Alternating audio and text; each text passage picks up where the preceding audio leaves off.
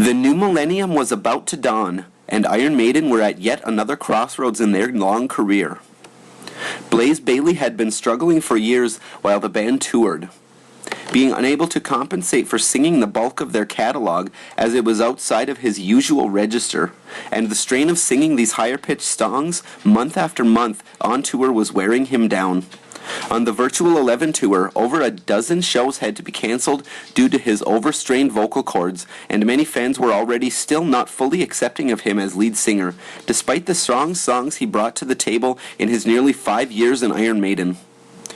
When the band met in early 1999, Blaze Bayley was asked to leave just before the band was to embark on the Ed Hunter tour in support of their new first-person shooter game of the same name.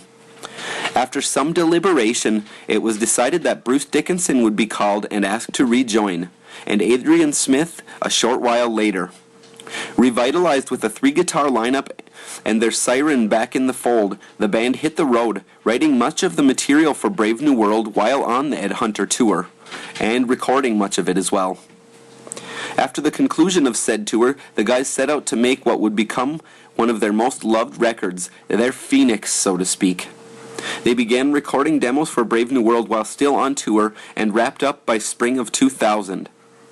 This album is considered by many Maidenites to be among their best, and is a perfect record to crash them through the barricade headed into the 21st century. Today, we will be taking a closer look into Iron Maiden's rebirth record, 2000's Brave New World. I bid you greeting, Maiden loyalists, as we make our way into yet another barn burner from the guys.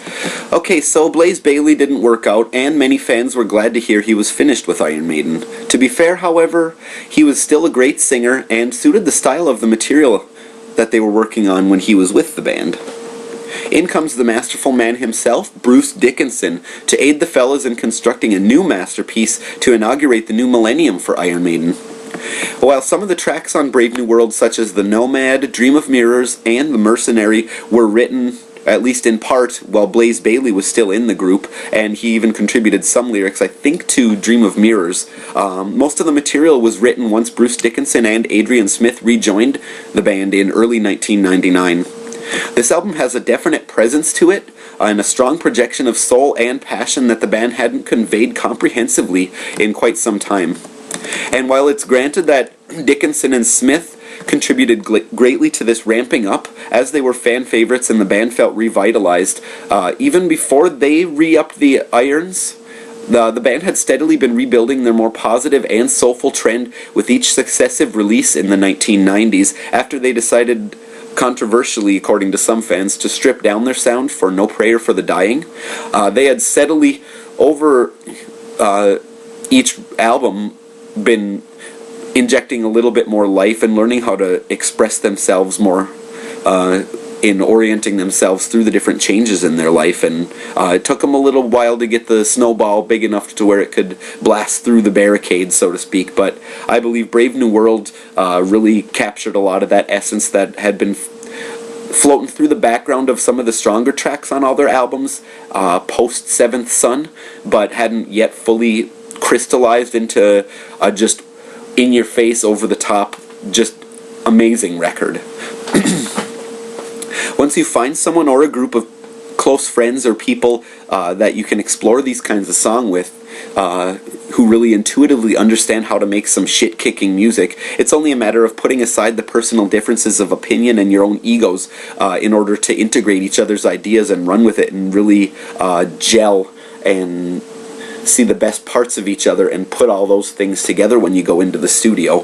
Brave New World is just such an animal and steamrolls through most of their catalog, excepting Somewhere in Time, which I still see as their pinnacle of soul and depth, and really the more esoteric values in their inner thoughts and more their true selves, although Brave New World comes fairly close second to that as far as the motifs and the moods and ambience and all the other soulful trends that Iron Maiden can really run with when they are focused. Fans love this album. I love this album, and if you haven't yet heard it, I seriously recommend at least looking it up on YouTube and buy the damned CD, or download it, or whatever. Buy the album. It's fantastic. Enough. Shall we get to the good part as I present to you Iron Maiden's claim staked into the 21st century? Here's a look into Brave New World.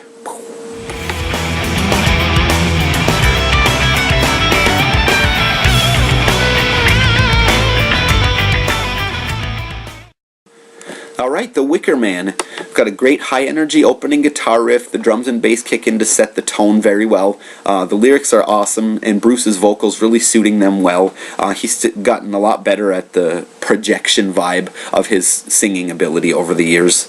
The pre-chorus vocal harmony is very anthemic, you can feel the unity, it's just great stuff. The post-chorus 2 guitar solos carry the bridge mood well back into the final choruses, and there's a whoa at the end of the song that's got a great epic anthemic quality to it, a shout from the mountain vibe, and overall this is just a great opening track, tons of energy and a good soulful vibe. Neutral or critical notes, the chorus is a bit repetitive, not a whole lot to it. The radio edit that they did on this one has a few extra vocal tracks and vocal harmonies for the chorus that just has a little bit more punch to it than this version, but this is still a great song.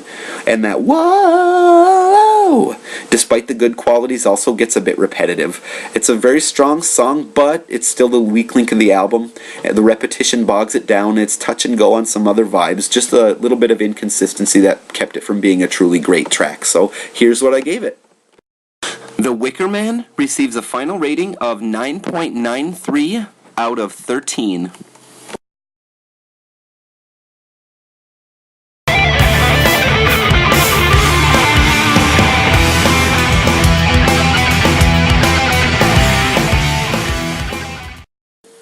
Ghost of the Navigator. It's got a phenomenal and very ethereal opening, dreamy, and you can feel the soul of the Navigator as he prepares for the next phase of his travels. The verses are very intense, leading into the pre-chorus with the layered vocal cries as the different turbulences try to distract him. The pre-chorus is very contemplative, reflective, and introspective. He calls out the harbingers of distraction and destructive thoughts or actions. The chorus is just beautiful. Vocals are very strong and passionate as the Navigator, as it were, resolves not to give up in his upward constructive path, owning up to choosing his own way in life. The solos after the second chorus really convey the onward struggle to tune out the destructive thoughts and people, also to continue to be able to discern what is positive and constructive and run with that whenever you are aware of it.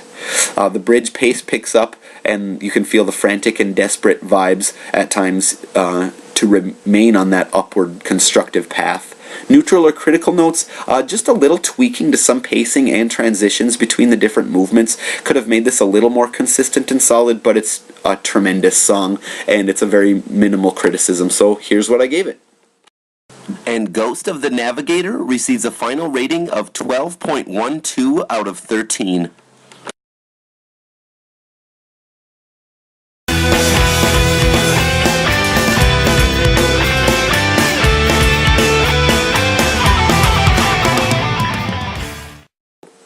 Okay, the title track, Brave New World, another fantastic introduction. We're opening the door on a supposedly idyllic and utopian society. You can sense the demons hidden behind the scenes, the looming totalitarian menace using sugar-coated words and classic deflection tactics or coercion to make light of anything outside of their ability to control. The guitar riff for this is amazing. The bass counterpoint is perfect. Once the vocals start, it really adds a nice touch. You can feel the soft words crawling in your ear. They sound so logical that you want to go along with them, but your inner voice is still breaking through in the background. The lyrics are amazing, and you can feel the ongoing struggle as people wake up from the machine, attempting to bring enlightenment to their fellow men and women, and they're met with scorn, ridicule, and apathy.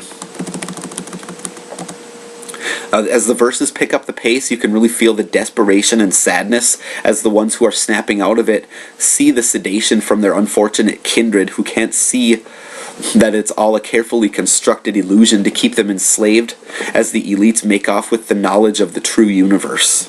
The chorus is very anthemic, powerful. All the instruments and the vocals work well together to convey the near hopelessness of the awakened ones, still trying to break the spell on their other human beings that haven't yet had this enlightenment yet. The bridge solos really convey well the turbulent emotions of those trying to free everyone else, as the elites stomp them down at every turn with the psychological warfare they employ through the minds of the brainwashed citizenry.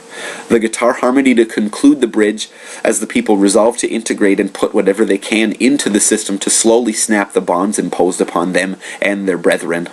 The neutral or critical notes, the chorus is a bit repetitive and lacking a little bit of extra dimension as a result, and overall it's one of their best songs, capturing a ton of emotion and dynamics, but not a whole lot is lacking. It's a pretty solid song, except maybe some slight pacing tweaks here and there between the bridge transitions, but again, pretty minor criticism. So here's what I gave it. Brave New World's final rating? It is 12.7 out of 13.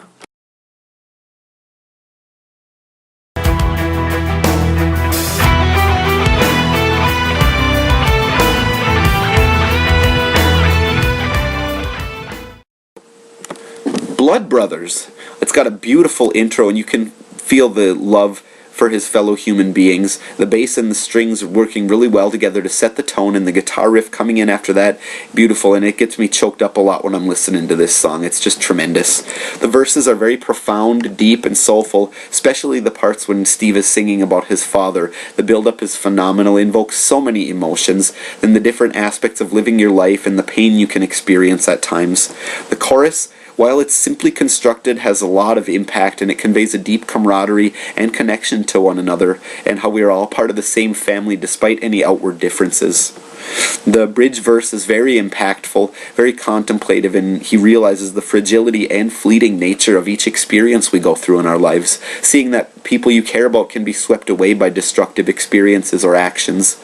The first part of the bridge with the multi-layered instrumentals really conveys the overwhelming emotion we go through at times, trying to integrate into the world, coping with the destructive aspects of experience, trying to see the good in everyone, and in general, try and keep our head above the sea of madness that is the planet Earth. And the solo adds so much to this passage. The second part of the bridge conveys how, even though we can see the destruction, if we listen enough, we can feel these hidden connections to our brethren, and indeed to all of nature, if we try hard enough to understand and forgive the transgressions in our daily lives. The third part of the bridge quiets down a little bit and then builds back up with strings, does a great job at telling the story of the emotions we feel, struggling to get through the mire, feeling lost or guilty, and repeating our destructive compulsions, but still desiring to feel so much more despite the obstacles and strife they entail. In the fourth part of the bridge, the solos are very passionate, and you can feel his resolution to keep on trying to make better choices and always still struggling through that. The conclusion of the song really ties it all together. There's that final call to integrate into the world, making the most out of each experience. Neutral or critical, the chorus is a little bit repetitive, but like I said, it really conveys well the whole impact of the song. This is almost a perfect song for Iron Maiden, so here's what I gave it for a rating. And Blood Brothers receives a 12.98 out of 13.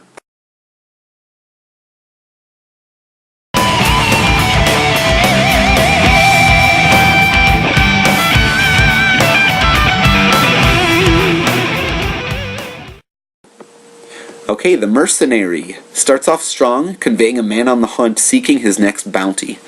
The verses showcasing well the intensity and concentration of this man, as he's always on the move to keep his livelihood going to prevent his own undoing, as somebody else might be putting a hit out on him at any moment. The chorus is powerful and anthemic and conveys the hidden humanity lurking beneath his hardened exterior. The bridge solos really project well the intensity and frenzied nature of living as an assassin, struggling with your conscience, but still having to focus on the kill, and your resolution to move through with what you are good at and make the most of it. Neutral or critical notes, the chorus is pretty repetitive despite the good soulful projection, and there's a few lacking dimensions in the overall presentation of the subject. It could have been modified slightly in a few of the passages to better capture the spirit of the mercenary's inner struggles. So, let's see what it got for a rating, shall we? The Mercenary receives a final rating of 10.77 out of 13.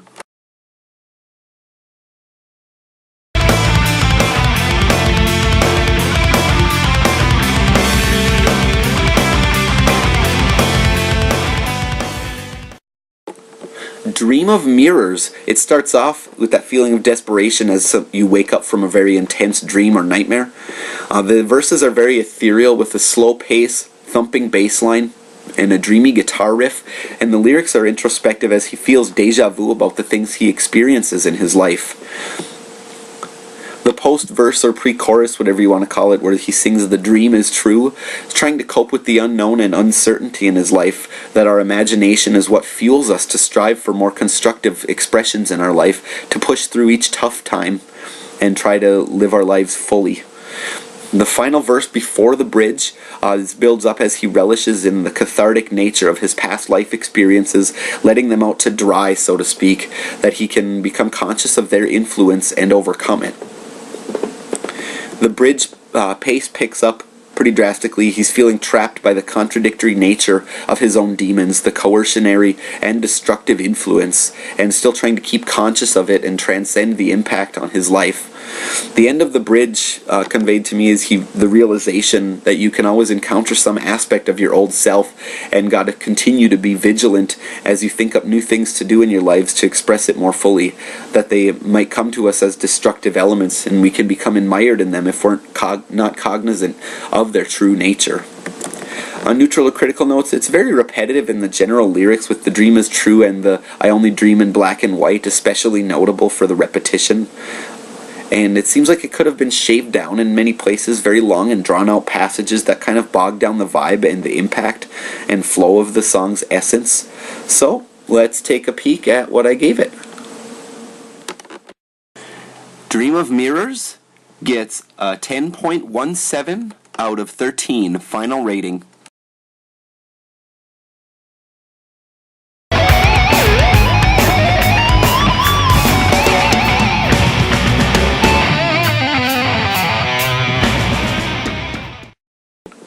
The Fallen Angel. It's got a strong opening. You can really feel the struggle as Armageddon is approaching. God and man are at war and struggling for supremacy.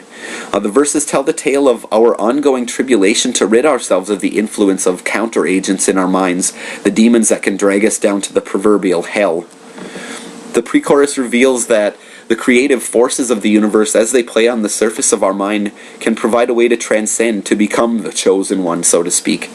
The choruses are amazing in this song. Great vocal harmonies, and the lyrics really convey well the motif of feeling like everything you understood about the world is crashing down upon you, and you have to pick up the torch and carry it to whatever new way of life comes afterwards and integrate yourself into that. The bridge carries on with the themes of the struggle between the different desires you have versus your conscience, and that the battle never ends, and sometimes you listen to the devil, sometimes God, but if you forgive yourself for the past evils that you've done, then you can find the inner strength and conviction to carry on and make better choices in the future. Neutral or critical notes, some aspects of the instrumentation feel a little bit flat and not fully capturing the themes of the lyrics. It's a fantastic song overall, just needed a little more oomph here and there to help with the flow and the projection. So, here's what I gave it for a rating.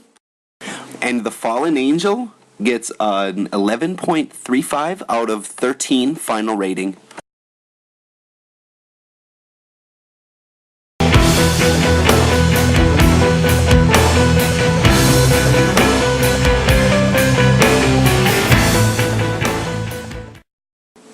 The Nomad. The intro really starts off strong, projecting fantastically the scene of a Middle Eastern land covered in desert, and the lore and the mystery of the Nomad, people's fear of him and the whisperings as he passes through.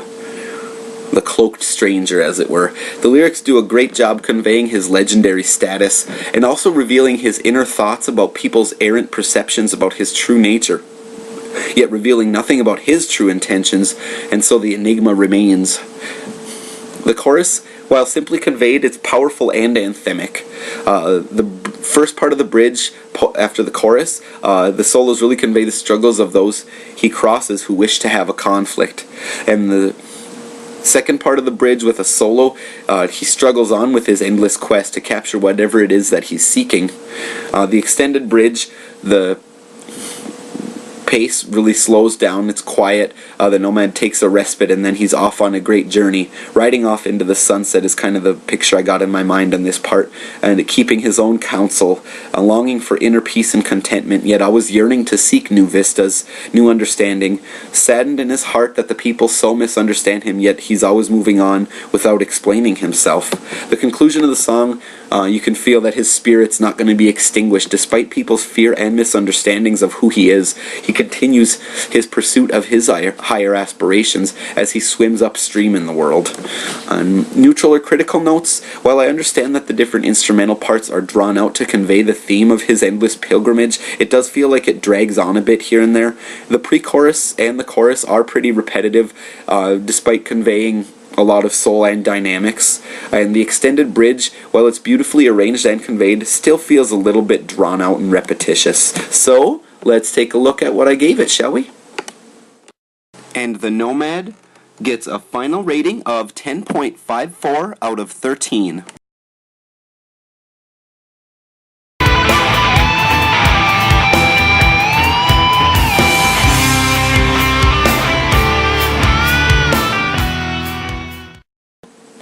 Out of the Silent Planet. Interestingly enough, even though they used the title Out of the Silent Planet, which is a C.S. Lewis novel, they actually, this song was about the movie Forbidden Planet. So the intro riff and the keyboards really showcase awesomely this dangerous presence, and there's the warning sirens to turn back from this place. The pre-verse passage, as they approach the planet, descending into an unknown threat of their own making, albeit without their conscious knowledge. The verses really project the intense demons lurking within our consciousness, just below the surface of our minds, and they can leak out and become this horrible monstrosity if we aren't fully present in each moment. The chorus is awesome, with the vocal harmonies conveying well the war cries of the evils of the world, these hidden demons in our subconscious. The second chorus picks up the pace. I really love the drums and pacing as the men realize what they've gotten into in visiting this world. The post-chorus 2 chant as they get desperate and try to flee, the echoes of their ids telling them it may be too late. The bridge in the middle, especially the guitar solo, really showcases perfectly the struggles as their underminds project the creatures within out into the world, ensnaring them and forcing them to confront this aspect of themselves or die trying. Neutral or critical notes, little bit much repetition of the song title throughout, but still good strong projection and soul, and overall one of their greatest songs ever. Just a tiny bit of tweaking here and there could have made it almost perfect. So here's the rating.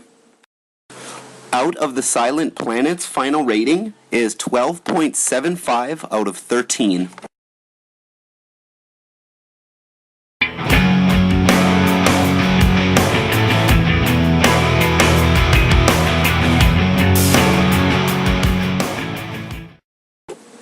The thin line between love and hate. The intro does a great job at conveying the perspective of balancing your outlook of your fellow human beings, being more philosophical of their position in life, and seeing that love and hate are two sides of the same coin, and one cannot exist without the other, and you can feel the danger inherent to living on the earth, and how other people are attempting to find that balancing perspective as well, and it might not be compatible with your pathway.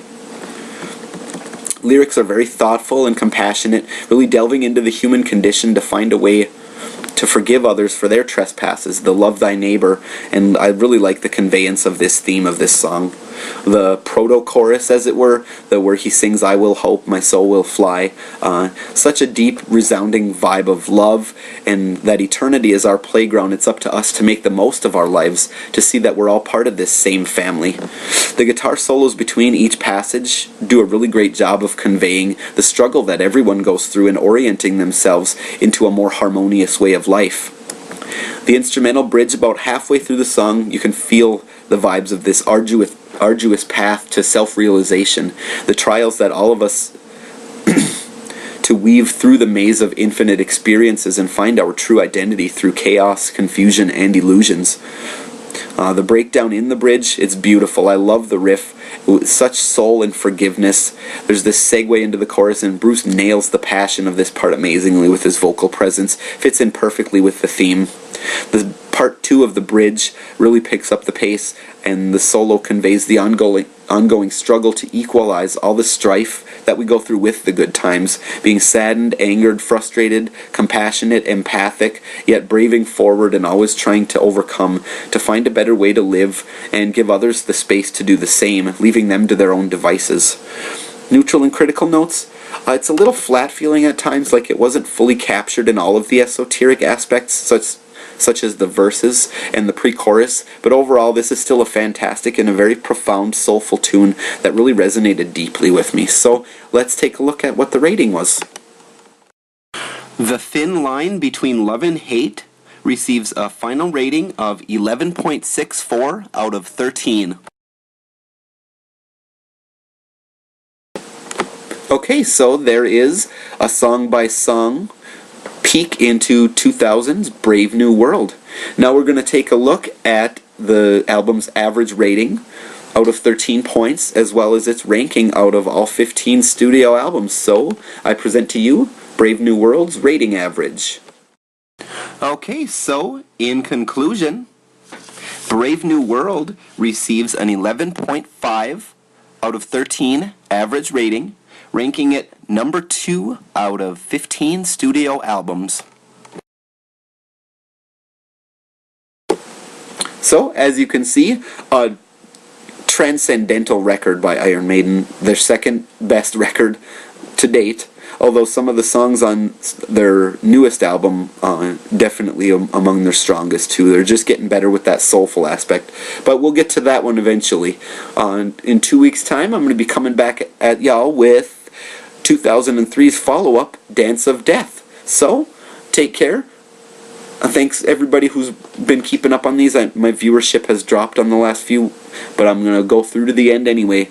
It's not all about the views, it's about finding like-minded people who can appreciate a more thorough analysis. So thank you everybody who has kept up on these all this time, and we'll be back at you in 14 days with Dance of Death. See ya!